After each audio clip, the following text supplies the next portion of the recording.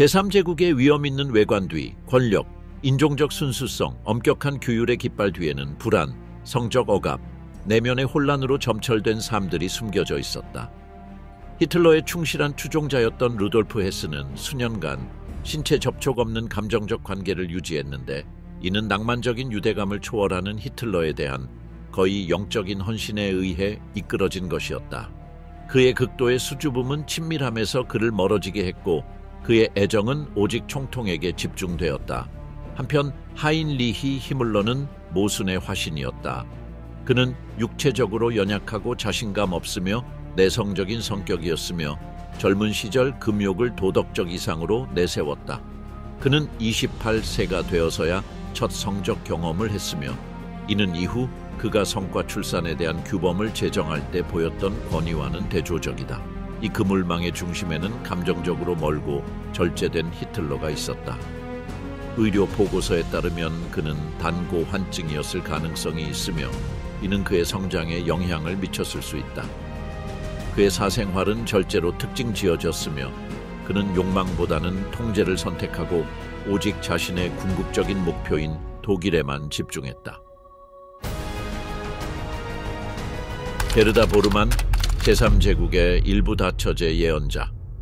게르다 보르만과 그녀의 남편 마르틴 보르만, 국가사회주의당 총통실의 유력 수장으로 히틀러의 오른팔의 관계는 나치 고위층 중에서도 가장 이례적이고 불안한 관계 중 하나였다.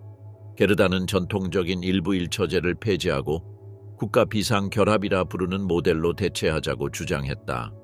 이 모델은 제3제국의 기준으로 순수하다고 여겨지는 아리아인의 자손을 빠르게 늘리기 위한 수단으로 일부 다처제를 허용하는 것이었다. 그녀의 개인적인 기록에서 게르다 보르만은 제3제국의 기준에서도 놀라운 생각들을 표현했다. 그녀는 일부 이슬람 문화에서 실천되는 일부 다처제 모델이 나치 독일에도 완벽히 적용될 수 있다고 믿었다. 그녀의 견해에 따르면 이는 반드시 활용해야 할 유용한 전략이었다. 그녀는 무함마드와 같은 역사적 인물을 존경했으며, 그를 실용적인 지도자로 묘사하며 이러한 다중가족 구조 덕분에 강력한 군대를 구성할 수 있었다고 평가했다. 게르다는 기독교 교회들이 이러한 관행을 거부하는 것을 공개적으로 비판했으며, 그녀는 그들이 시대에 뒤떨어진 제한적 시각을 유지하고 있다고 비난했고, 이것이 라이히가 더 강하고 풍요로운 사회로 나아가는 데 장애가 된다고 주장했다. 나치 정권 동안 몇몇 고위 인사들은 아리아 인구를 늘리기 위한 일부 다처제 도입 가능성을 모색했지만 이 제안은 공식화되지는 않았다. 게르다 보르만은 이 아이디어가 아무리 논란이 되더라도 이를 열렬히 지지했다. 그녀는 남편이 여배우 마냐 베렌스와 외도를 시작했을 때조차도 남편에 대한 헌신을 변함없이 유지했다. 마르틴 보르만은 게르다와 서신을 주고받으며 베렌스와의 관계에 대해 자세히 설명했다.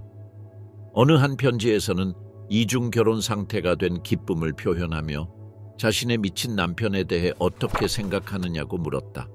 게르다는 불만을 드러내기는커녕 신속히 답장을 보내며 그를 무조건적으로 지지했다. 이러한 관계의 역동성은 게르다가 자신의 신념에 얼마나 일관된지를 보여주며 정권의 이데올로기에 대한 그녀의 헌신을 반영한다. 그녀는 남편의 외도조차 독일 민족의 강화에 기여한다고 보았다. 그녀의 입장은 나치 권력 구조 내부의 개인 관계가 얼마나 복잡했는지를 보여주며 정치적 교리가 그 구성원들의 사생활에 얼마나 깊이 영향을 미쳤는지를 강조한다. 게르다 보르만은 남편 마르틴 보르만에 대한 깊은 사랑 외에도 아돌프 히틀러와 국가사회주의 교리에 대한 변함없는 존경과 찬사를 품고 있었다. 베를린의 일반적인 인식과는 달리 사람들이 그녀가 남편의 외도를 체념 속에서 참는다고 생각했지만 현실은 정반대였다. 그녀는 남편의 외도를 승인했을 뿐 아니라 이를 적극 장려했고 진정한 국가사회주의 여성의 의무에서 비롯된 자연스러운 행위로 간주했다. 마르틴에게 보낸 편지에서 게르다는 다음과 같은 시각을 밝혔다. 마냐의 경우 올해는 그녀가 아이를 낳고 내년에는 내가 낳게 하면 당신 곁엔 항상 활동적인 여인이 있을 수 있잖아. 게르다 보르만은 자신의 신념을 실천에 옮겼고 1930년부터 1943년 사이에 마르틴 보르만과의 사이에서 10명의 자녀를 낳았으며 그 공로로 나치당 황금 훈장을 받았다. 아돌프 히틀러는 장남의 대부가 되었고 아이는 마르틴 아돌프라는 이름이 지어졌다. 어느 한 편지에서 게르다는 전쟁이 끝난 후 건강한 남성들이 2명의 아내를 가질 수 있도록 법률을 제정하자고 제안했으며 이에 대해 남편은 총통도 같은 의견이라고 답했다. 아돌프 히틀러는 그의 웅변술과 카리스마에 매혹된 독일 여성들 사이에서 큰 인기를 누렸지만 독일에서 공식적으로 일부 다처제를 도입하지는 않았다. 그의 유보적인 태도는 사회정치적 신념 또는 개인적인 한계에서 비롯된 것일 수 있다는 의견도 있다. 반면 마르틴 보르만과 그의 아내 게르다는 아리아 인종을 강화하는 수단으로서 일부 다처제를 적극적으로 홍보했다. 그러나 이 제안은 부부의 사적인 관계 범위를 넘어서지는 못했다. 마르틴 보르만은 1945년 5월 베를린 탈출 시도 중 사망했고 게르다는 1년 후 이탈리아에서 암으로 사망했다. 욕망의 그림자, 총통의 불안한 성적 정체성. 아돌프 히틀러의 성적 정체성에 대해서는 오랫동안 많은 추측이 있어 왔다. 결정적인 증거는 없지만 많은 역사학자들은 히틀러가 본질적으로 무성애자였을 가능성을 제기한다. 그의 생애 전반에 걸쳐 그는 친밀한 관계, 거의 또는 전혀 관심을 보이지 않았으며 이 경향은 의식적이고 자발적으로 강화된 것으로 보인다. 일부 의학 보고서에 따르면 히틀러는 단고환이환증, 고환이 하나만 존재하는 상태를 가지고 있었을 수 있으며 이것이 그의 성적 발달에 영향을 미쳤을 수 있다. 그러나 신체적인 요소를 넘어서 그의 행동은 신체 접촉에 대한 강한 혐오감을 나타냈다. 그는 남성에게 끌림을 느꼈다는 증거는 없었고 여성과의 관계는 드물고 거리감이 있었으며 때로는 트라우마적이었다. 가장 그럴듯한 설명은 히틀러가 일종의 촉각 공포증, 즉 신체 접촉에 대한 두려움을 가지고 있었으며 성적 무관심은 그를 성적 욕망을 느끼지 않는 인구 집단에 속하게 했다는 것이다. 많은 사람들에게는 이상하게 들릴 수 있지만 이는 드문 현상이 아니다. 일부 사람들은 성적 충동을 전혀 경험하지 않으며 누구에게도 성적 매력을 느끼지 않고 성적 호기심조차 없다. 성인이 된 초기부터 히틀러는 정서적이고 사회적인 유대를 거의 전적으로 남성과 맺는 경향을 보였다. 그는 젊은 시절 아우구스트 쿠비책, 라인홀트 하니슈, 루돌프 호슬러 같은 친구들과 매우 밀접한 관계를 형성했다. 그는 이들과 함께 빈곤한 환경에서 값싼 여관에서부터 빈과 미넨의 빈민가에 있는 노숙자 보호소에 이르기까지 열악한 숙소를 함께 사용했다. 이러한 공동생활은 남성 중심 환경과 강한 남성 간 관계를 선호했다는 점을 보여주지만 이러한 관계가 성적인 것이었다는 증거는 없다. 알려진 여성과의 친밀한 유대가 없고 남성과 지속적으로 가까운 관계를 유지했던 점은 다양한 방식으로 해석되어 왔으나 그 어떤 해석도 확실히 입증되지는 않았다. 2001년 함부르크 대학교의 로타오 마우탄 교수는 히틀러가 동성애자였다고 주장하는 책을 출간했다. 그러나 그의 주장은 추측과 정황 증거에 근거한 것이며 학계의 검증을 통과하지 못했다. 대부분의 역사학자들은 그의 이론이 학문적 엄밀성과 문서적 근거가 부족하다고 판단하여 배척했고 이후 진지한 연구는 그 방향을 따르지 않았다. 히틀러의 경우 정서적 및 성적 거리감은 그의 이데올로기적 구성의 일부로 통합되었다고 보인다. 범게르만주의와 급진적 반유대주의 사상가들의 영향을 받은 그는 채식주의, 철저한 금주, 본능에 대한 엄격한 통제를 포함하는 금욕적 삶의 방식을 장려했다. 이들 사상객의 고기는 통제되지 않는 남성성, 테스토스테론, 선욕을 상징했다. 고기를 피하는 것은 따라서 정신적 육체적 순수성을 유지하는 방법으로 여겨졌다. 히틀러는 이러한 원칙을 열성적으로 받아들였고 충동 억제는 그의 세계관의 한 요소로 자리 잡았다. 그의 세계관은 경직되고 절제되며 신체와 의지에 대한 지배에 집착하는 것이었다. 그의 자서전 나의 투쟁 1925년에서 히틀러는 이러한 초기 시절을 거의 언급하지 않는다. 대신 어린 시절에서 곧바로 제1차 세계대전 경험으로 넘어가며 자신의 연대를 영광스러운 남성 공동체라고 묘사한다. 나의 투쟁에서 강조된 이 남성 동지의 찬양은 우연이 아니었다.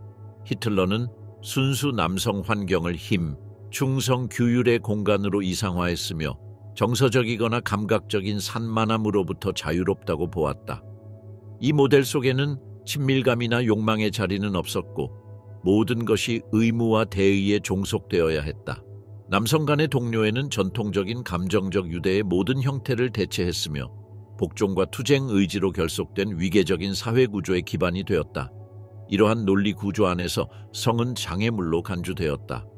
단지 육체적인 행위만이 아니라 구애, 감정, 낭만적 욕망과 관련된 감정 역시 성격을 약화시키는 요소로 보았다. 히틀러는 사생활에서 이런 표현들을 회피했을 뿐 아니라 이념적으로도 거부했다. 그에게 있어 이 에너지를 행동, 전투 또는 제국 건설로 전환하는 것이 의무였다.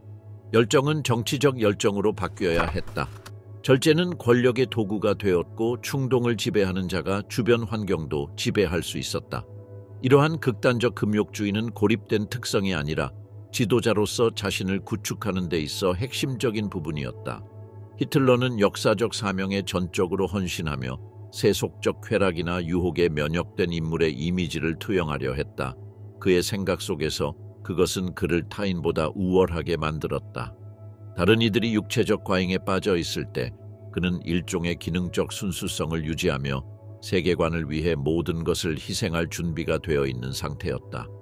욕망을 부정하는 것은 단지 그의 권위를 강화하는 데 그치지 않고 그의 논리에 따르면 수백만 명에게 희생을 요구할 수 있는 정당성까지 제공해 주었다.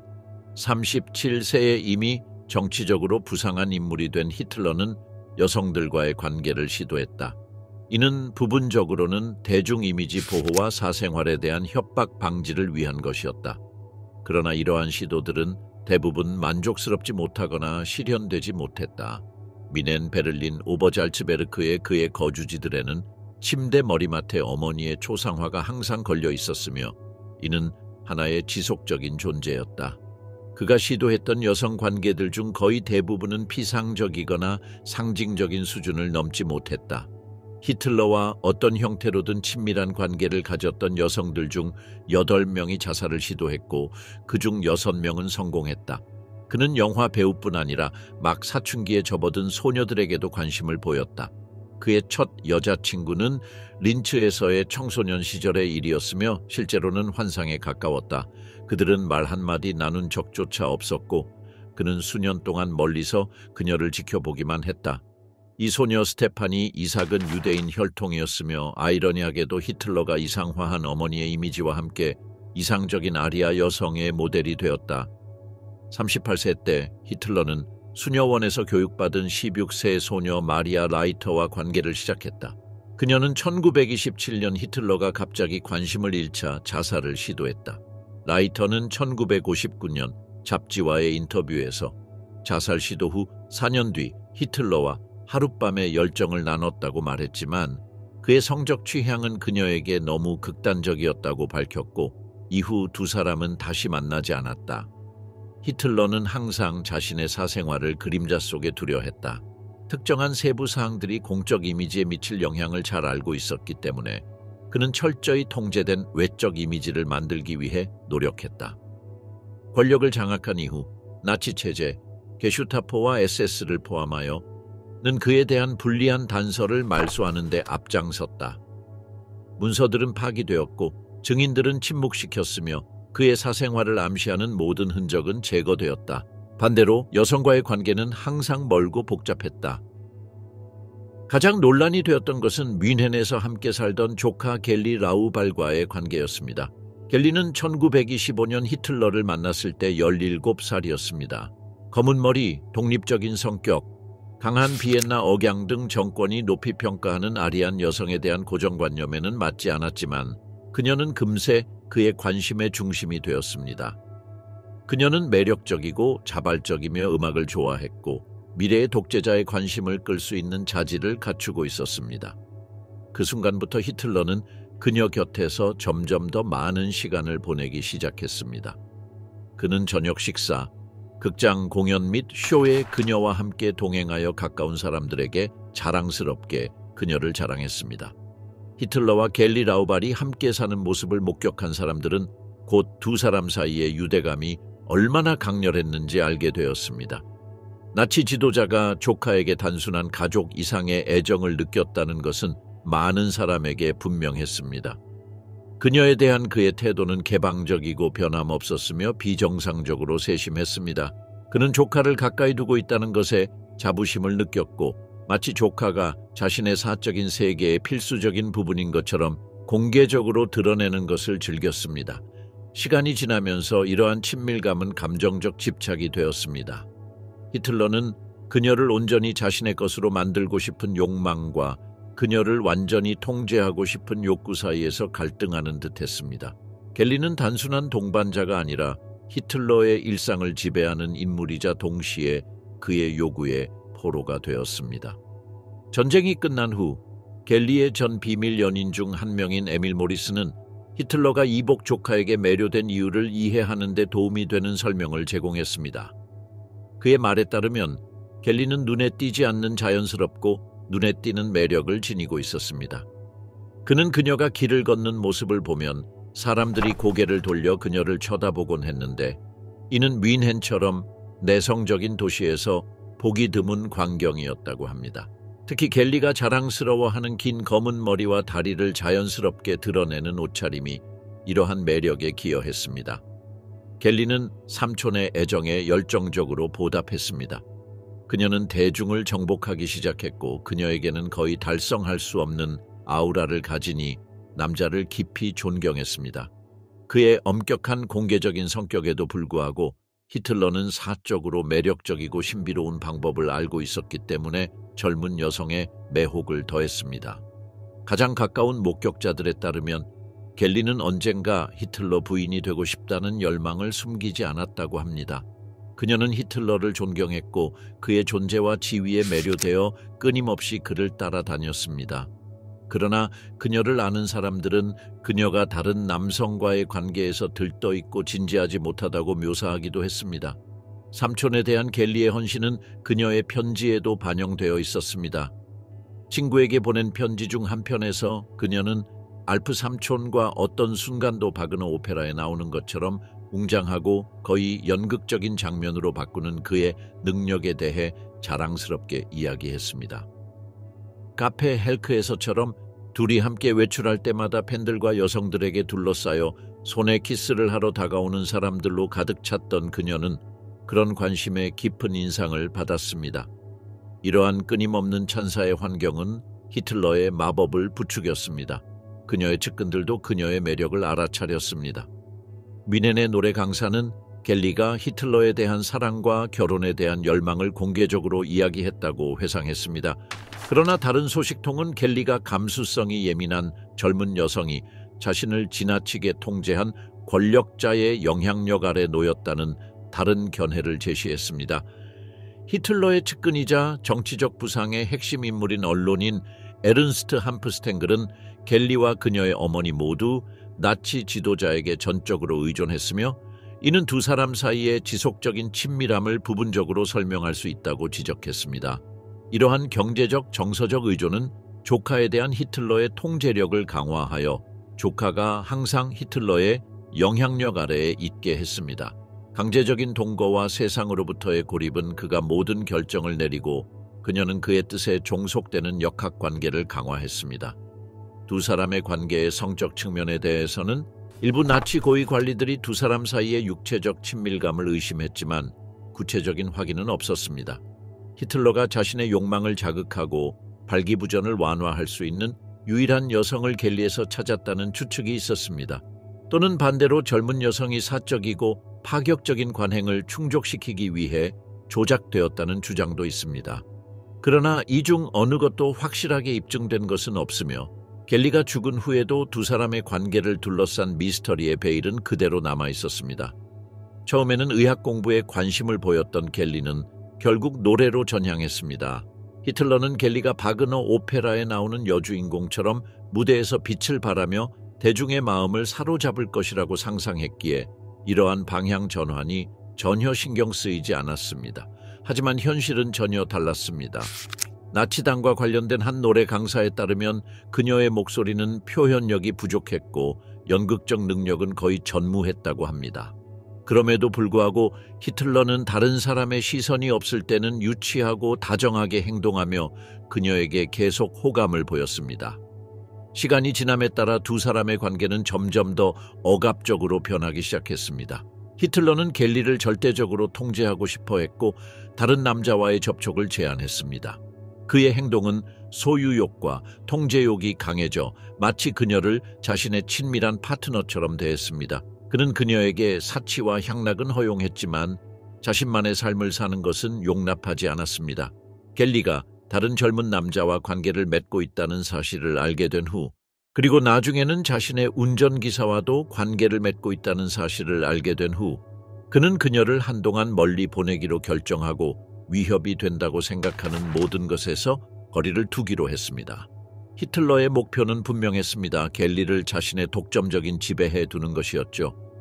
히틀러는 갤리의 삶의 모든 측면을 극도로 통제했습니다. 갤리는 어머니나 신뢰할 수 있는 사람과 동행하지 않는 한 혼자 외출하는 것이 허용되지 않았습니다. 그는 갤리가 자유롭게 어울릴 수 있는 댄스 파티나 사교 행사에 참석하는 것을 금지했습니다. 갤리가 캠제나 코에니이제에서 수영을 하고 싶을 때도 그는 공공장소에서 수영복을 입은 모습을 드러내는 것을 불편해했지만 직접 그녀와 동행했습니다. 여러 차례 당원들에게 그녀를 감시하고 그녀가 받은 편지를 자신에게 보고하라고 지시하며 지속적인 경계를 강화했습니다. 이러한 명백한 집착에도 불구하고 역사가들은 히틀러가 이복 조카와 성관계를 가졌다는 결정적인 증거는 없다는 데 동의합니다. 이 문제에 대한 논쟁은 전문가들 사이에서도 계속되고 있으며 이에 대한 합의는 없습니다. 일부 연구자들은 히틀러가 뮌헨으로 이사하고 갤리에게 자택에서 독립된 방을 배정한 이후 두 사람의 관계가 친밀한 경계를 넘었다고 주장합니다. 그러나 이러한 이론들이 아무리 확고하거나 논란을 일으키는 것처럼 보이더라도 직접적인 증거로 입증된 바 없으며 그로 인해 두 사람의 관계의 이 부분은 여전히 추측의 그림자 속에 남아 있습니다. 두 사람의 관계 본질에 대한 추측이 사실이든 아니든 부인할 수 없는 사실은 히틀러와 갤리의 관계가 1931년 9월에 갑작스럽고 비극적으로 끝났다는 것입니다. 그 당시 두 사람은 이미 뮌헨의 호화로운 아파트에서 2년간 거주하며 5명의 하인들이 그들의 곁을 지키고 있었습니다. 편안한 생활이었지만 그 집은 갤리에게 금빛 새장처럼 여겨졌습니다. 그녀는 모든 것을 가졌지만 자신이 원하는 사람과 자유롭게 교류할 수는 없었습니다. 당시의 기록에 따르면 9월 17일과 18일 사이에 두 사람은 격렬한 논쟁을 벌였습니다. 지나치게 보호적이고 통제적인 히틀러는 곧 정치 여행을 떠나면서 갤리를 집에 홀로 남겨두었습니다.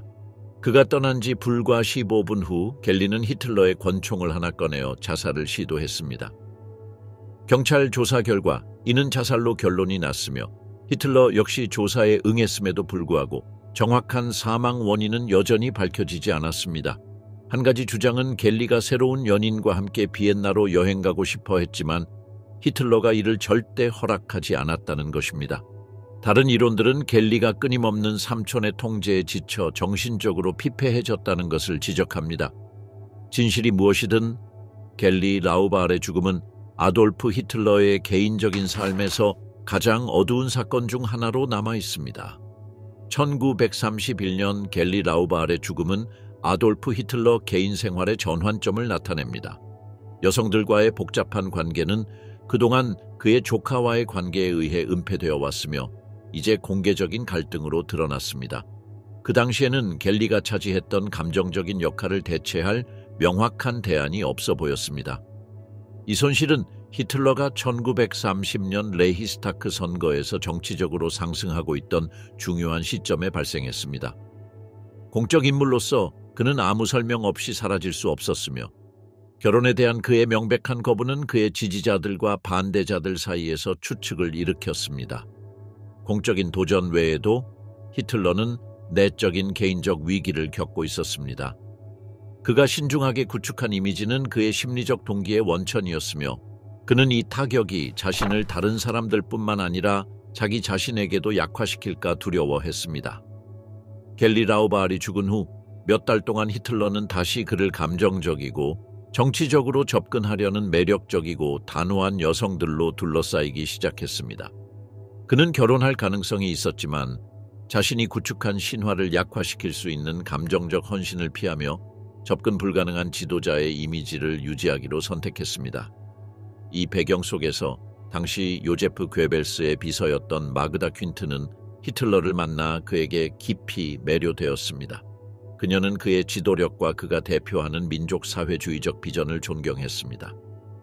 그녀는 자신이 그와 완전히 결합하기를 원한다고 표현했지만 결국 괴벨스와 결혼하게 되어 권력의 친밀한 핵심에 남을 수 있었습니다. 그러나 히틀러에 대한 그녀의 헌신은 남편과의 관계를 넘어서 계속되었습니다. 1932년 초 43세의 히틀러는 여전히 주변 많은 여성들로부터 존경을 받았습니다. 그러나 그는 공개적으로 감정적인 관계를 맺는 것을 피했습니다. 그를 매혹시킨 여성들 중에는 영화 감독 레니 리펜슈탈도 있었습니다. 그녀의 예술적 재능과 카리스마는 히틀러에게 특별한 관심을 끌었으며 그들은 더 전략적인 관계를 맺었습니다. 레니와의 관계는 개인적인 관계보다는 전략적인 성격이 강했습니다. 히틀러는 그녀의 미학적 능력을 중요시했으며 그녀가 공식 행사에 등장하는 것은 권력의 시각적 내러티브를 강화하는 데 도움이 되었습니다. 그러나 이러한 가까운 관계에도 불구하고 히틀러와 함께 감정적인 파트너로서 역할을 한 여성은 없었습니다. 그에게 이상적인 여성은 희생, 아름다움 그리고 제국에 대한 충성의 상징적 표현이었지 개인적인 동반자가 아니었습니다. 제국의 어두운 연약함, 히물러의 성적 비밀, 나치 정권이 끊임없이 선전하던 신체적 이상과 뚜렷하게 대조되는 인물이 바로 하인리히 히물러였다. 그는 살아있는 모순 그 자체였다. 20대 중반의 히물러는 연약한 체격의 시력 문제로 항상 안경에 의존해야 했고 움푹 들어간 턱으로 인해 인상적인 외모와는 거리가 멀었다. 건강도 좋지 않아 격렬한 운동은커녕 많은 양의 식사도 버티지 못해 자신의 몸과 외모에 대해 끊임없는 좌절감을 느꼈다. 젊은 시절 연애 경험은 거의 전무했고 성적 금욕을 도덕적 이상으로 내세우기까지 했다. 아이러니하게도 그는 훗날 그 시절 더 많은 친밀한 경험을 했으면 좋았을 것이라고 씁쓸하게 고백했다. 결국 그는 28세가 되어서야 첫 성관계를 맺었고 이는 훗날 그의 삶에 등장하게 되는 여성 마르가레테의 자신감 있고 매력적인 외모와 뚜렷한 대조를 이루었다. 그녀의 성격은 히물러의 불안감으로 가득한 성격과 크게 대비되었다. 1930년대 초 히물러는 동성애에 대한 자신의 인식과 관련된 개인적인 위기를 맞이하게 되었다. 이는 주로 이전에 그가 우정과 배움의 관계를 유지했던 SA 돌격대 옛 지도자 에른스트 루암과의 관계 때문이었다. 1920년대 중반부터 루암은 정치 및 군사적 문제에서 히물러를 지도하며 그의 직업적 성장에 결정적인 영향을 끼쳤다. 하지만 루암이 공개적으로 동성애자였다는 점은 이들의 우정에 심각한 위협이 되었다. 나치당의 어려운 선거 캠페인 기간 동안 SS의 최고 책임자였던 히물러는 정적들이 루암의 성적 지향을 나치당을 깎아내리기 위한 도구로 삼고 있다는 것을 누구보다 잘 알고 있었다. 실제로 1931년 4월과 6월 사회주의 계열 신문 미넨 포스트는 르헨의 동성애 사실을 공개했다. 1932년 3월에는 지에서 하임조트의 편지가 발표되며 이러한 주장을 더욱 확실히 뒷받침했다. 이 복잡한 상황 속에서 히물러는 SS를 철저히 재정의하기로 결심했으며 이는 람이 대표하던 동성애적 남성성의 이미지와 SS를 분명히 구분짓기 위한 조치였다. 그는 동성애에 대한 자신의 개념을 깊이 있게 재검토하며 자신이 지향하는 남성상과 람이 대중에게 드러낸 모습 사이에 명확한 경계선을 설정했다. 이로 인해 히물러는 최소한 1932년 3월 이후부터는 자신의 남성성을 훼손하거나 람과의 연관성을 부각시킬 수 있는 어떤 정치적 입장도 공개적으로 지지할 수 없었다. 1930년대 초반 히물러와 람의 관계는 복잡하고 긴장이 감돌았다. 람은 히물러에게 잠재적 위협이었지만 람이 SA의 수장으로 막강한 권력을 가지고 있었고 히틀러 또한 SA를 필요로 했기 때문에 히물러는 그와 갑작스럽게 거리를 둘 수 없었다. 1932년 3월부터 1934년 장검의 밤까지 히물러는 정치적으로는 람과 선을 그으면서도 개인적이고 직업적인 관계는 완전히 끊지 않는 미묘한 균형을 유지했다. 이 불편한 입장은 그가 동성애자 커뮤니티에 대해 모순된 태도를 보이게 했다. 그 예시 중 하나가 1933년 히물러가 동성애 클럽의 폐쇄를 명령했고 이후 한 연설에서 이 결정을 공개적으로 언급한 일이다. 같은 해 5월 6일 나치 당원들이 베를린의 마그누스 히르슈펠트 성과학 연구소를 파괴한 사건도 중요한 사례였다. 히물러는 당시 연설에서 이 사건에 직접 개입했다고는 인정하지 않았지만 이후 게슈타포가 히르슈펠트의 연구를 통해 얻은 귀중한 정보에 대해 언급하였다.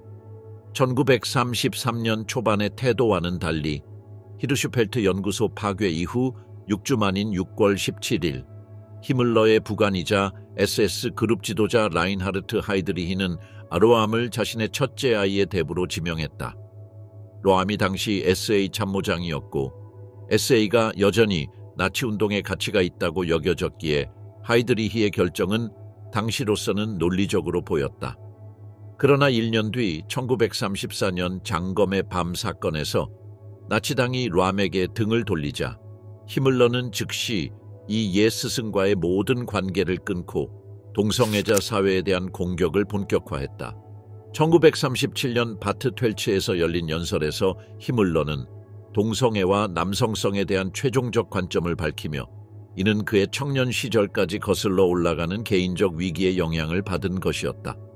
처음에 그는 동성애를 여성적인 남성과만 연관된 것으로 여겼으며 이는 마그누스 히르슈펠트가 주장했던 이론에 기반했다. 하지만 1934년 아람과 다른 남성 동성애자들을 숙청한 이후 히물러는 극단적인 남성성과 관련된 또 다른 유형의 동성애가 존재한다는 사실을 깨달았다. 이러한 인식은 히물러 내면의 큰 갈등을 야기했다. 그는 자신이 전통적인 이성애자 남성성을 유지하기 위해 여성적 동성애자 이미지뿐만 아니라 과도하게 남성적인 동성애자 이미지와도 거리를 둬야 했다. 이 내적 위기를 해결하기 위해 그는 자신의 청소년기를 돌아보았다. 그는 청소년기 시절 자위 행위나 동성애적 유혹이라 느낀 것들과 싸웠으며 이것이 여성과의 관계에서 오는 수줍음과 사회적 어려움과 관련이 있다고 설명했다. 그가 내린 해결책은 자기 절제, 충성심, 여성과의 적절한 접촉, 특히 춤과 사교 모임을 통한 교류였다. 이 방식은 훗날 독일 청년에게 권장할 이상적인 모델로 자리 잡았다. 히물러는 전통적인 성행동에서 벗어나는 행위는 젊은이들을 동성애로 이끌 수 있다고 주장하며 조기 이성애적 관계를 권장해야 한다고 강하게 주장했다. 결국 그는 동성애에 대한 거부감을 가톨릭 교회와 독일 사회 내 일부 남성 집단에 대한 비판과 연결지었다. 히물러는 수도원과 성직 서열 체계 속에서 동성애적 관행이 만연해 있다고 보았고 이를 나치 내부 일부 집단에서 발견한 위협과 동일시했다. 이렇게 그의 연설은 남성 조직 내 지나친 남성성, 여성의 사회적 가치에 대한 과소평가, 그리고 독일 국민의 미래 건강을 위해 이성애적 성격할 구분을 엄격히 보호할 필요성에 대한 우려를 드러냈다. 루돌프 헤스의 숨겨진 성적 정체성. 루돌프 헤스는 히틀러의 가장 충직한 추종자 중 한 명으로 자신이 26세였고 그녀가 아직 10대였을 때 미래의 아내인 일제와 처음 만났다. 어린 소녀는 처음 본 순간부터 그에게 깊이 매료되었지만 헤스는 모든 형태의 낭만적인 접근에 대해 냉담하고 거리감을 두었다. 실제로 역사 기록에 따르면 헤스는 그 당시까지 순결을 지킨 상태였으며 자신의 몸과 성적 충동에 대해 내적 갈등을 겪고 있었다. 몇 년에 걸친 연애 기간 동안 그는 전혀 육체적 친밀감이 없는 관계를 유지했다. 그럼에도 불구하고 두 사람은 거의 신비적이라고 할 수 있는 이례적인 감정적 유대를 공유했고 그 유대는 단순한 욕망이 아닌 훨씬 강한 무엇, 즉 아돌프 히틀러에 대한 상호 숭배에서 비롯된 것으로 보인다. 1920년대 초 두 사람은 함께 히틀러의 간견에 참석했고 그 순간부터 완전히 매혹되었다. 두 사람의 공통된 히틀러에 대한 존경심이 성적 관계가 전혀 없음에도 불구하고 부부로서의 연결고리를 형성한 것이었다. 그 만남 이후 루돌프 헤스는 히틀러에게 절대적인 헌신의 유대를 쌓기 시작했는데 그것은 거의 신비주의에 가까운 수준이었다. 그에게 히틀러는 단순한 정치 지도자가 아니라 거의 신성한 존재, 그의 말 한마디 한마디가 계시에 가까운 무게를 지닌 위대한 존재였다. 헤스는 다른 누구보다도 일찍 히틀러를 나의 총통맨퓨러이라 부르기 시작했으며 그것은 단순한 호칭이 아닌 거의 종교적인 수준의 개인적 충성의 표현이었다. 공식 석상에서 헤스의 행동은 이를 여실히 보여준다. 대중연설의 서툰 내성적인 인물이었던 그는 히틀러에 대한 언급이 포함된 연설을 할 때만큼은 전혀 다른 사람처럼 변했다. 그의 말투는 바뀌었고 목소리는 고양되었으며 감정은 격렬히 분출되어 때때로 황홀경에 빠진 듯한 모습을 보였다. 그는 아낌없는 찬사를 쏟아냈고 그가 보여준 몸짓은 숭배와 열광이 섞인 감정의 표현으로 다른 이들은 쉽게 이해하지 못할 정도였다. 히틀러는 이러한 태도를 불편함과 억제된 만족감이 섞인 태도로 받아들였다. 그는 감정을 잘 드러내지 않는 사람이었지만 헤스의 절대적 충성심에는 일정한 감사를 표하는 듯한 태도를 보이곤 했다. 목격자들에 따르면 거의 무표정하던 히틀러조차 헤스의 열정적인 발언 앞에서는 잠시 얼굴이 붉어졌다고 한다. 두 사람의 관계는 독특했고 감정의 균형이 맞지 않는 구조였다. 헤스는 모든 것을 바쳤고 히틀러는 이에 전적으로 응답하지 않으면서도 우상으로서의 역할을 묵묵히 받아들였다. 영국 큐의 국립기록보관소에 보관된 루돌프 헤스의 개인 문서들 가운데 역사학자 피에르 세르방트는 특히 주목할 만한 기록 하나를 발견했다. 그 안에서 헤스는 히틀러에 대한 감정을 사랑이라고 명확하게 표현했고 그와 다시 함께하고 싶다는 열망을 강하게 드러냈다. 이러한 진술은 연구자들로 하여금 두 사람의 관계가 단순한 정치적 동맹 이상의 것이었는지를 고민하게 만들었다. 특히 1923년 실패한 쿠데타 이후 란츠베르크 감옥에서 함께 수감되었던 시절에 더욱 그러했다. 헤스가 히틀러에게 보였던 감정적 집착은 나치 고위층 내에서도 매우 이례적인 것이었다. 특히 히틀러가 애정을 거의 드러내지 않는 인물이었다는 점을 감안하면 더욱 두드러진다. 그의 유명한 애완견 블론디를 제외하고 히틀러가 어떤 생명체에 대해 다정함을 표현하는 일은 드물었다. 그러나 헤스에게만큼은 예외가 있었던 듯하다. 일부 증언에 따르면 두 사람은 어떤 순간에는 팔짱을 끼고 집무실을 나섰다고 한다. 이는 제3제국의 엄격한 권력 연출에서는 매우 보기 드문 장면이었다. 두 사람 사이에 낭만적 또는 성적인 관계가 있었음을 입증할 직접적인 증거는 없지만 그들의 관계는 단순한 정치적 동맹을 넘어서 있었다. 헤스의 충성은 단순한 이념적 지지를 넘는 것이었으며 히틀러가 같은 수준으로 응답하지 않았음에도 불구하고 소소한 친근한 행동들만으로도 두 사람의 관계에 대한 논란은 사그라지지 않았다. 히틀러와 헤스의 비정상적으로 가까운 관계는 곧 나치당 내외에서 온갖 추측을 낳았다. 헤스가 보여준 절대적 숭배는 우상화에 가까웠고 동료들 사이에서는 조롱 섞인 별명을 안겨주었다. 가장 유명한 것 중 하나는 헤스 양 미스 헤스이라는 별명이었다. 그의 숭배심 가득한 행동과 거의 경건한 제스처는 당내 여러 세력, 특히 실용적이고 혁명적 성향이 강한 계파에서 불편함을 야기했다. 특히 운동의 좌파 진영은 이러한 충성심을 지도자 숭배 또는 군주제의 잔재라고 비판했으며 그에 대해 경계심을 품었다. 동지애와 남성미를 앞선 이미지 전략과 맞지 않았기 때문이다. 피에르 세르방트의 설명에 따르면 초기 당원들 중 일부는 내성적인 헤스가 지나치게 순종적일 뿐만 아니라 히틀러에 대한 매혹이 인정되지 않은 사적 차원의 감정일 수 있다고까지 의심했다. 하지만 이런 비난과 소문에도 불구하고 헤스는 1920년대 내내 절대적인 충성을 유지했고 히틀러에 대한 숭배심은 오히려 더욱 강해졌다. 그는 부끄러움 없이 히틀러 앞에 상징적으로 무릎을 꿇었고 그의 일거수일투족을 성스러운 것으로 여겼다. 일제 프로에얼과 수년간 교제하고 있었지만 헤스는 그 관계를 공식화하려는 의지를 전혀 보이지 않았다. 그의 삶은 오직 히틀러 중심으로만 돌아갔고 그에 대한 숭배는 절대적이었다.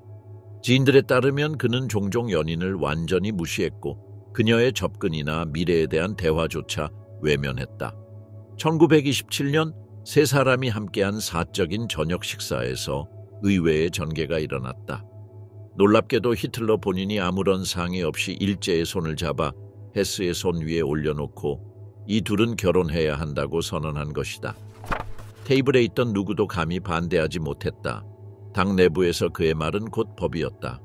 그렇게 그 순간 결혼이 결정되었고 같은 해 말에 결혼식이 열렸다. 이는 공동의 의지가 아니라 명령에 복종한 결과였다. 그들은 뮌헨의 소박한 아파트에 정착했지만 부부관계는 여전히 거리감이 있었다. 일제는 친구에게 정열없는 삶 속에 갇힌 수녀가 된 기분이라고 털어놓기도 했다. 헤스가 성관계를 거부한 태도는 다양한 추측을 낳았고 그의 행동은 여전히 미스터리로 남아있다. 히틀러에 대한 그의 광적인 헌신과 거의 연애에 가까운 감정은 다른 나치 지도자들에게 불편함을 주었고 일부는 그를 부적응자 또는 억압된 동성애자라고까지 간주했다. 그가 일제와 결혼한 후 10년이 지나서야 첫 아이를 가졌다는 사실은 이러한 의심을 더욱 키웠다. 히틀러와 헤스 사이에 사랑이나 성적인 관계가 있었다는 증거는 없지만 그들 사이의 감정적 유대는 매우 이례적인 것이었다. 많은 역사학자들이 지금도 이 문제를 탐구하는 이유는 단지 호기심 때문이 아니라 그러한 개인적 관계가 나치 체제의 전개에 어떠한 영향을 끼쳤는지를 밝히려는 시도이기 때문이다. 이 이야기는 비극과 환멸로 끝을 맺는다. 1941년 헤스는 히틀러의 승인 없이 영국과의 평화 협상을 시도하고자 홀로 스코틀랜드로 비행기를 타고 날아갔다. 이 행동은 용서받을 수 없는 배신으로 간주되었다. 감정을 좀처럼 드러내지 않던 히틀러였지만 여러 목격자들은 이 사건이 그를 완전히 무너뜨렸다고 증언한다. 어떤 사람들은 그가 느꼈던 슬픔이 조카 헨리 라우발의 죽음을 맞이했을 때 그것에 비견될 수 있다고 말한다. 어떤 기록에 따르면 히틀러는 울었다고 한다. 그리고 깊은 내면에서는 헤스만이 어떤 방식으로든 자신을 진심으로 사랑했던 유일한 인간이라고 믿었을지도 모른다. 금지된 남성성, 제3제국의 성적 모순, 나치의 초기 상승에서 SA, 당의 돌격대는 권력 강화에 중요한 역할을 했다. 에른스트 로에무와 같은 인물들이 이끈 지도부는 정권의 공식적인 언설과 대조되는 특성을 지녔다. 그들의 주요 인물들 중 여러 명이 공개적으로 동성애자였기 때문이다. 종종 무시되거나 축소된 이 현실은 한편으로는 엄격한 성적 도덕을 촉구하면서도 다른 한편으로는 이들의 중은사 조직의 높은 계층에서 특정 행동을 일시적으로 용인한 운동 내의 모순을 드러낸다. SA 내에서 동성애는 그 주인공들에 의해 남성적 이상에 대한 위반으로 여겨지지 않았으며 오히려 특정 경우에는 강하고 거의 공격적인 남성성을 재확인하는 것으로 여겨졌다. 이는 신체와 규율에 대한 깊은 군사적 시각으로 공동생활, 신체 훈련, 불변의 충성으로 강화된 남성들 간의 유대가 여성과의 어떤 관계보다 더 견고하고 순수하다고 여겨졌다. 이 맥락에서 여성은 외부인, 불필요하거나 심지어 전사 구조를 약화시키는 방해물로 여겨졌다. 이러한 은폐된 동성애 정체성과 극단적인 보수적 시스템의 공존에는 한계가 있었다. 시간이 지나면서 히틀러는 SA의 권력 증대와 자율성이 그의 절대적인 통제에 대한 위협이 된다는 것을 깨달았다. 1934년의 긴 칼의 밤은 이 모호성을 종식시켰다. 뢰무와 다른 지도자들은 물리적으로 제거되었고 그들과 함께 그런 묵시적인 관용도 사라졌다. 그 이후로 나치즘은 성적 도덕에 대한 언설을 더욱 강화하여 억압을 국가 정책으로 변형시켰다. 에른스트 로에무 SA의 수장 그리고 히틀러의 초기 협력자는 나치 운동의 상승에서 중요한 인물이었으나 그의 개인적인 경력은 그 이후의 사건들로 인해 대부분 그늘에 가려졌다. 그가 당에 처음 입당했을 때 그의 성생활에 관한 중요한 공개적인 징후는 없었다. 1923년 뮌헨에서의 실패한 쿠데타 이후 그가 남미로 떠나게 된 후 그가 동성애 관계와 관련된 정보가 유포되기 시작했다. 특히 볼리비아에서의 그가 겪은 일들 때문이다. 1930년에 독일로 돌아온 후 뢰머는 다시 당의 무장부대의 지도자로서 역할을 맡았으나 이제 그의 평판은 달라졌다. 그의 성적 지향은 개인적인 영역에 머무는 대신 당내 엘리트들 사이에서 공개된 주제가 되었고 더욱이 그의 반대자들 사이에서도 마찬가지였다. SA의 여러 지도자들, 권력을 가진 남성들은 비슷한 배경을 공유하고 있었으며 이는 외부의 의혹과 감시를 더욱 강화시켰다. 사회민주당과 공산당은 이 모순을 이용하여 언론 공격을 펼쳤다. SPD와 가까운 뮌헨 포스트 신문은 갈색 집의 형제들이라는 제목 아래 나치 고위층의 몇몇 인물들이 불법적인 성적 행위를 하며 남성 성노동자를 고용한 사실을 폭로하는 일련의 보도를 실었다. 이 폭로들은 정치적인 선정성을 넘어서서 나치 운동 내부의 긴장을 드러냈다. 한편으로는 공개적으로 규율과 엄격한 도덕을 추구하면서 다른 한편으로는 적어도 잠시 동안 이러한 규범과 직접적으로 충돌하는 행동들을 용인했음을 보여주었다. SA 고위층의 동성애 사실이 공개된 것은 작은 사건이 아니었다. 사회주의자들과 공산주의자들의 언론, 특히 뮌헨 포스트와 같은 매체를 통해 이 스캔들은 법정에까지 이르게 되었다. 그들을 옹호하는 대신 이러한 지적들은 정치적으로 나치즘을 비난하기 위한 전략으로 활용되었으며 그 당시 동성애는 여전히 범죄로 간주되거나 도덕적 타락의 상징으로 여겨졌다. 역설적이게도 당시 많은 좌파들은 성에 대해 깊은 보수적 시각을 지니고 있었다. 그들은 나치 정권이 시행한 성적 억압을 질문하는 대신 유사한 편견을 되풀이했다. 20세기 초반의 많은 사회주의 사상에서는 동성애를 부르주아적 개인주의의 표현으로 보거나 독재적인 정권에서 나타나는 타락의 증상으로 간주했다. 이는 소련의 환경에서도 반향을 일으켰다. 작가 마크시즘 고르키는 다음과 같은 잔혹한 말을 남겼다. 동성애자들을 제거하면 파시즘도 끝난다.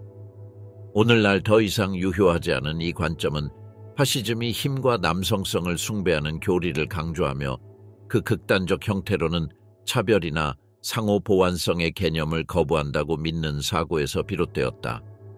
이러한 논리에서 일부 사상가들은 동성애 욕망과 이념적 동질성의 욕망 사이에 유사점을 찾았다. 시간이 지나면서 이 관점은 점차 영향력을 잃었지만 수십 년 동안 낙인을 강화하고 침묵을 정당화하는 데 사용되었으며 심지어 진보적인 정치적 입장을 가진 사람들조차 그런 침묵을 유지했다. 20세기 중반까지 유럽의 많은 좌파들은 여전히 동성애에 대해 깊은 비판적 시각을 유지했으며 이를 많은 경우 권위주의, 타락 또는 부르주아적 부패와 연결지었다. 오늘날 그 관점은 잘못된 것이지만 당시에는 SA와 같은 예시들에서 그런 의혹을 확증할 수 있었다. 나치의 돌격대는 전형적으로 남성들만으로 이루어진 조직으로 그 내부 문화는 힘, 복종, 그리고 남성 동지애의 숭배로 특징지어졌다. 여성의 존재와 어떤 형태의 취약성에 대한 체계적인 거부가 특징인 이 폐쇄된 환경에서 일부 좌파는 그들 간의 관계를 정치적 또는 군사적 관계에 그치지 않고 도덕적 탈선의 형태로 해석했다. 나치즘 내부의 가상의 모순을 드러내고자 했던 이 접근은 그들의 도덕적 수사학과 지도자들의 사적인 행위 사이의 대립, 수년 동안 고발 도구로 활용되었다. SA는 정치적 목표를 넘어 남성 이상이 타락한 상징으로 변했다. 이 서사는 당시의 반나치 출판물과 이념적 연설에 의해 강화되었고 20세기 후반에 들어서면서 진보적 사고가 성에 대한 자기 비판적인 입장을 재검토하기 시작하기 전까지 계속되었다. 히틀러에 대한 광기, 히틀러의 매혹적인 매력. 1923년 4월 3일 독일 사회민주당의 기관지인 뮌헨 포스트는 아돌프 히틀러를 둘러싼 현상에 대해 날카로운 비판을 실었다. 히틀러의 모습에 매료된 여성들은 그의 연설에 눈물을 흘리며 참석하고 보석을 담보로 내어놓고 무조건적인 경제적 지원을 제공했다. 국가사회주의 지도자의 반응은 즉각적이었다. 같은 해 11월 8일 미넨에서 일어난 쿠데타 미수 사건 후 나치당의 지지자들은 신문사의 사무실을 습격하여 파괴했다. 운동 초기부터 많은 여성들이 히틀러의 중요한 협력자가 되었다. 이들은 단순히 재정적 지원을 제공하는 것에 그치지 않고 바이에른의 사회적, 정치적 엘리트들과의 중요한 연결고리를 제공했다. 1926년 단기 경제적 붕괴 직전에 놓였고 히틀러는 파산 가능성에 직면하여 자살을 위협하던 중 한 여성이 재앙을 막았다. 루마니아 출신의 귀족 엘사 브루크만은 히틀러를 산업가 에밀 키르히도르프에게 직접 데려갔고 그는 당의 부채를 갚아 당의 생존을 가능하게 했다. 뮌헨에 있는 엘사의 집에서 그녀는 히틀러를 초청하여 중요한 인물들을 둘러싼 사교 모임을 열었다. 그녀의 헌신은 너무나 깊어서 그녀는 히틀러에게 개인적인 선물과 일상적인 물건들을 거의 의례적인 방식으로 바쳤다. 히틀러의 여성 팬들에게 대한 감정적이고 전략적인 조작은 정밀하고 계산적이었다. 그는 자신의 모습에 매혹된 여성들이 제공한 보석, 시계, 돈 또는 재산을 거리낌 없이 받아들였다. 당시 보관된 문서들에는 에메랄드 목걸이, 다이아몬드 반지와 다른 고급 물품들이 개인 대출의 담보로 제공된 기록이 있다. 여성의 숭배는 또한 접근의 통로였다. 히틀러에게 완전한 헌신을 표시한 여성들만이 나치 환경에서의 선택된 인물들의 집단에 들어갈 수 있었다. 이 아이러니는 바로 그 같은 단기, 공공 영역에서 여성에게 적대적인 이데올로기를 장려하고 있다는 점에 있었다. 그러나 히틀러의 카리스마적인 매력은 모든 저항을 중화시켰다. 여성의 충성심은 이념의 일치를 바탕으로 한 것이 아니라 정치적 헌신과 거의 종교적인 숭배 사이의 경계를 흐리게 하는 개인적인 매력에 기반한 것이었다. 제3제국 내에서 여성들은 남성 당원과 마찬가지로 나치당에 가입하고 경제적으로 기여할 수 있었지만 권력 구조 내에서 그들의 역할은 분명히 제한되어 있었다. 제도적 주요 이데올로기 중 한 사람인 알프레드 로젠베르크는 국가의 지도력은 오직 남성의 손에만 있어야 한다는 계급을 명확히 기록했다. 국가사회주의는 여성의 해방에서의 해방이라고 부르는 교리를 주장했는데 이는 여성을 순수한 가사적 역할로 되돌려 놓으려는 이론이었다. 이는 위마르 공화국에서 이루어진 사회적 진전을 명백히 반대하는 것이었다. 공식 메시지는 단순하고 강력한 생각들을 반복했다. 남성과 여성은 본질적으로 다르며 역사적이고 생물학적인 명령에 따라 구분된 역할을 맡고 있다는 것이다. 1930년대 독일 사회의 많은 부문에서 이미 불인기였던 이러한 생각은 당내에서도 논란을 일으켰다. 요제프 괴벨스는 그의 일기에서 여성의 공적 담론 참여 증가에 대한 반대 의견을 표현했다. 그는 독일 여성의 유일한 고귀한 의무는 출산과 자녀 교육이라고 주장했다. 그는 거짓 해방을 강하게 비판하며 여론 테러리즘에 맞서 싸운 것을 자랑스러워했다. 1933년 나치가 권력을 잡은 후 여성의 투표권은 공식적으로 철회되지 않았지만 새로운 전체주의 시스템 내에서는 그 권리는 실질적으로 의미를 잃었다. 실제로 여성들은 점차 직업생활과 학문적 생활에서 배제되었다. 첫 번째 조치 중 하나는 1933년 4월 25일에 제정된 법으로 대학과 교육기관에서 여성의 존재를 제한하는 것이었다. 이 법은 구체적인 쿼터를 정했으며 학생 중 여성 비율은 10%로 제한되었고 유대인 출신 학생은 겨우 1.5%만 허용되었다. 나치의 여성에 대한 비전은 단일화된 교리에서 비롯된 것이 아니라 인종주의적, 민족주의적, 낭만주의적 영향을 결합한 것이었다. 아돌프 히틀러의 나의 투쟁이나 로젠베르크의 20세기 신화와 같은 저서들은 여성이 독일 민족의 생물학적 유산을 전달해야 한다는 모델을 정의했다. 발터 다레와 같은 저자들은 농민으로서 북유럽 민족의 생명원과 같은 작품을 통해 순종적이고 비옥한 시골 여성을 이상화하는 이미지를 강화했다. 국가사회주의의 ABC와 같은 출판물을 통해 독일 여성은 순수성, 조용한 힘, 가정의 중심으로서의 상징으로 묘사되었다. 그러나 이 이미지는 거의 달성할 수 없는 요구사항으로 변해버렸다. Here is the translation to Korean without any alterations. 에민헨 신문에 실린 개인 광고에서 당의 한 회원은 요구사항을 요약했다. 그는 젊고 처녀이며 재산이 없고 열심히 일할 수 있으며 장식이 없고 과거가 없고 남성 후손을 보장할 준비가 된 아리아 여성을 찾고 있었다. 이는 나치 프로젝트 내에서 여성을 제한적이고 실용적인 틀에 맞추려는 명확한 반영이었다.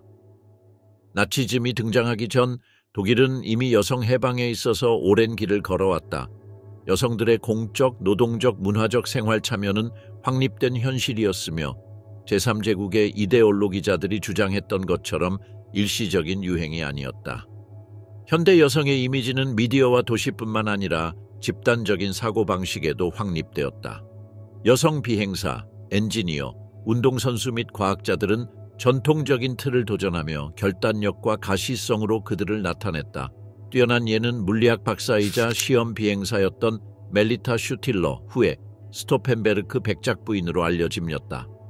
1930년대 동안 그녀는 항공항법 시스템을 테스트하기 위해 1000번이 넘는 급강하 비행을 했다.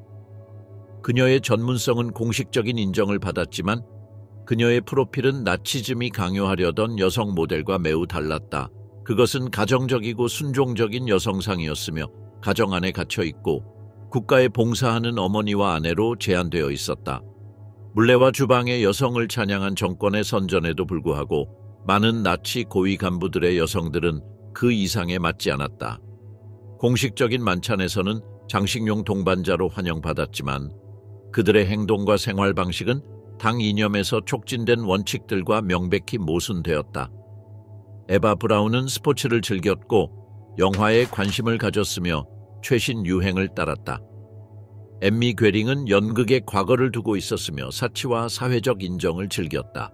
마르가레테 힘물러는 남편인 하인리히 힘물러의 이데올로기를 깊이 경멸하며 공식 이념에 대해 멀리 떨어져 있었다. 당 구조 내에서 직책을 맡은 여성들조차 요구되는 전통적인 가치에 맞춰 살지 않았다.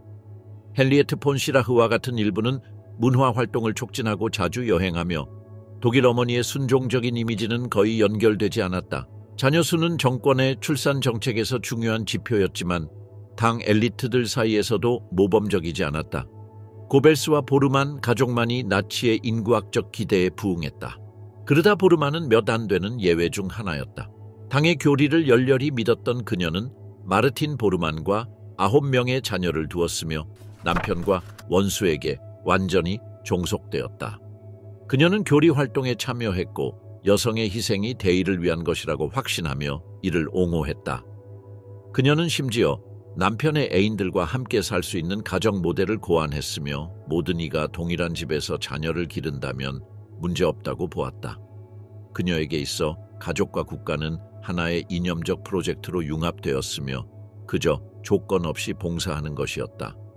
나치 정권에게 결혼은 도덕적이거나 영적인 제도가 아니라 오직 출산을 위한 실용적인 도구로 여겨졌다.